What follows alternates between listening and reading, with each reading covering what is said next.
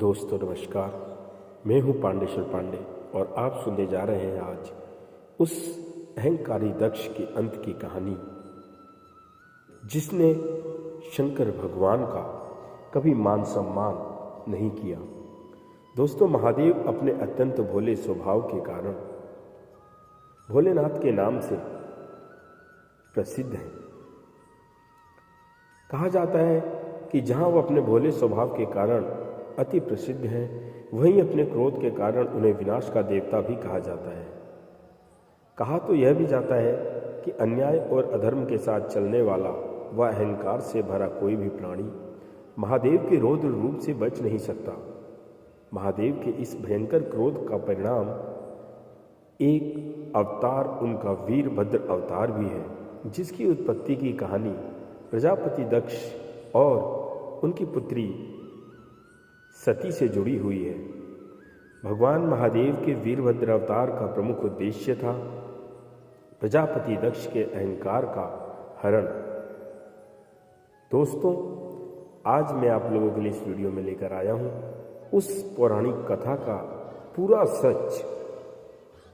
पुरानी मान्यताओं के अनुसार अपनी पुत्री सती की भावनाओं का सम्मान करते हुए प्रजापति दक्ष ने सती और शिव का विवाह स्वीकार कर लिया था, लेकिन उन्होंने मन से कभी भी महादेव को, हमारे भोलेनाथ को अपना दामाद स्वीकार नहीं किया था।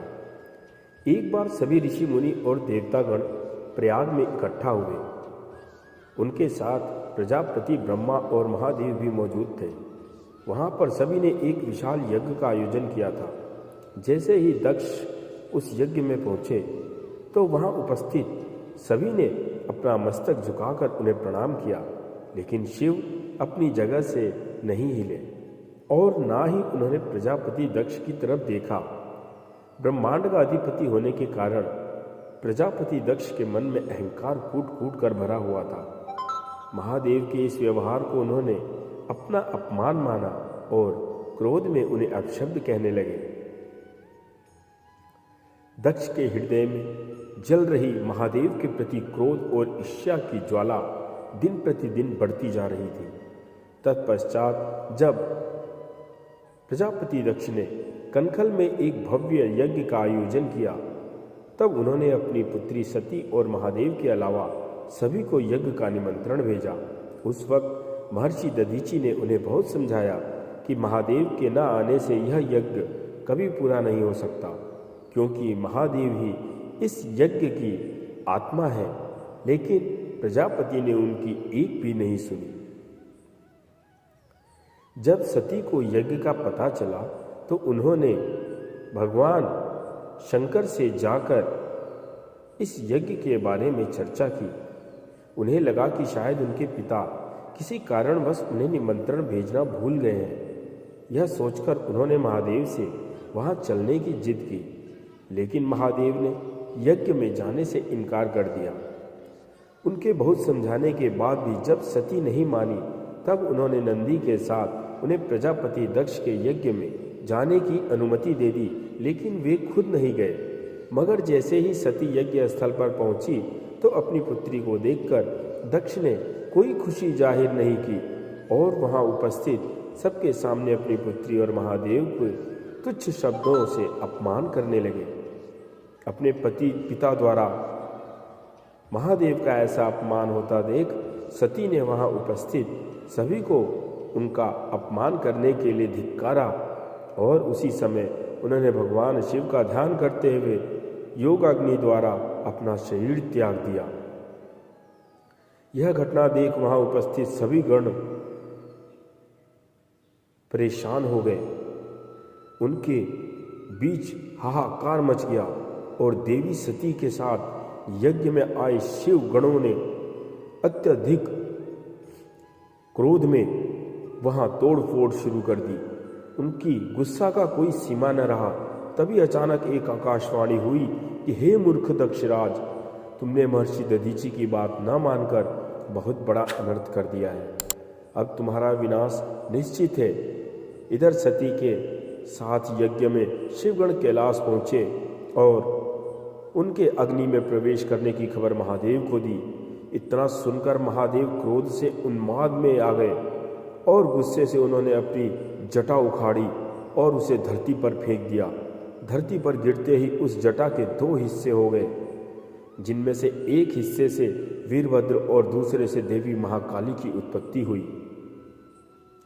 महादेव ने वीरभद्र को प्रजापति दक्ष के साथ यज्ञ में मौजूद सभी गणों का विनाश करने का आदेश दिया। प्रभु के आदेश से वीरभद्र अपनी करोड़ों की सेना लेकर कनखल की ओर प्रस्थान कर गए। उस वक्त उनके साथ स्वयं महाकाली भी अपनी सेना समेत मौजूद थी। वीरभद्र की विशाल सेना के यज्ञ स्थल में प्रवेश करते ही चारों ओर त्राही त्राही मच गई। अपनी सेना के मार्ग में आने वाले सभी का विनाश करते हुए वीरभद्र प्रजापति दक्ष की ओर बढ़ने लगे। तब उनके मार्ग में स्वयं भगवान विष्णु आए। उन दोनों के बीच भीषण युद्ध होने लगा। जहां वीरभद्र भगवान विष्णु पर हावी होने लगे, ऐसा होता देख भगवान विष्णु ने वहां से अंतर्ध्यान हो जाना ही उचित समझा। यज्ञ का विनाश करने के बाद वीरभद्र ने प्रजापति दक्ष पर प्रहार किया और उसकी गर्दन मरोड़ते हुए उसे यज्ञ कुंड में पटक दिया और विजयी वीरभद्र अपनी सेना समेत कैलाश लौट गए। वीरभद्र की इस विजय से प्रसन्न होकर भगवान शिव ने उन्हें गणों का अध्यक्ष बना दिया। महादेव के वीरभद्र अवतार को देश के कई हिस्सों में वीरभद्रेश्वर के रूप में भी पूजा जाता है। उत्तराखंड के ऋषिकेश में उनका एक 1300 वर्ष पुराना मंदिर है। इसके अलावा आंध्र प्रदेश के लेपाक्षी नाम के एक छोटे से गांव में वीरभद्र का एक मंदिर अवस्थित है। सावन के महीने में या महाशिवरात्रि के पावन अवसर पर यहाँ मेले लगते हैं और रात्रि जागरण का आयोजन किया जाता है। उस दौरान वीरभद्र के मंदिरों में जन समागम देखने योग्य होता है। वीरभद्र अवतार की कहानी हमें यह सीख देती है कि अहंकार के रास्ते पर चलकर कोई भी मनुष्य सफल नहीं हो पाता, बल्कि उसका पतन निश्चित होता है, क्योंकि अहंकार और क्रोध हमेशा उसकी हानि का ही कारण बनते हैं। तभी तो आज भी यदि कोई मनुष्य अहंकार और क्रोध के मार्ग पर चलता है तो उसे उसका फल अवश्य ही भोगना पड़ता है। हर हर महादेव। ओम साई राम।